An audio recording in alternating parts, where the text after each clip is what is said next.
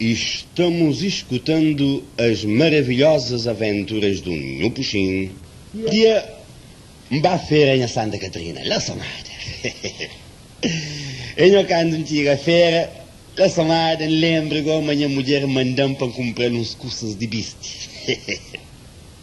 Lá na barraca de Chica Sameda é a mulher bonita, corpo bonito, não, mulher roliça própria.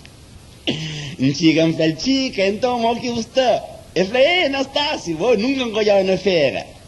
Eu falei, bem ali hoje para uma mulher pedindo para comprar uns cursos de viste. Eu falei, então escolhe. Eu venho falar, então escolhe próprio. E que saia vermelho que está lá, aquele blusa de risca com aquele calcinha que está prendado, arriba lá. Quanto que é preço? E eu venho e falo, bom, para bom, saia e 50 miras. Blusa e 50 miras também. E calcinha está fazendo para 20 miras. Eu falo, Chica, essa merda, levo com essa cara, menina. 120 miras.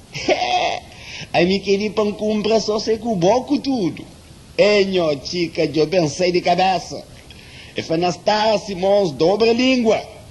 Eu falei, Chica, vou gostar, se toda aliança está estendendo a língua para ficar mais comprido ainda, vou estar mandando pão dobro de mão. E eu venho a falar, Anastácio, melhor vai dar boita, vou deixar o negócio em paz, vou ter mania de gaiato.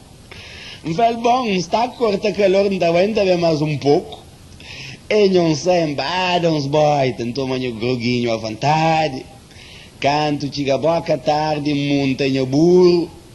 Benta passa na porta, pilorinho, Chica Sameda, chama. Eu falei, Anastácio, vem ali.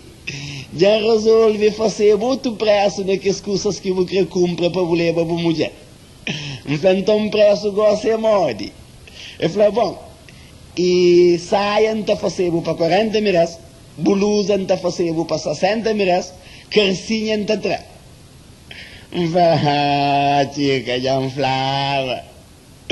Afinal, já vou resolver vender com o boco tudo. Eu falei, para onde, Anastácio? Eu falei, olha, menina, já vou baixar a saia, já vou subir a blusa, já vou trazer calcinha.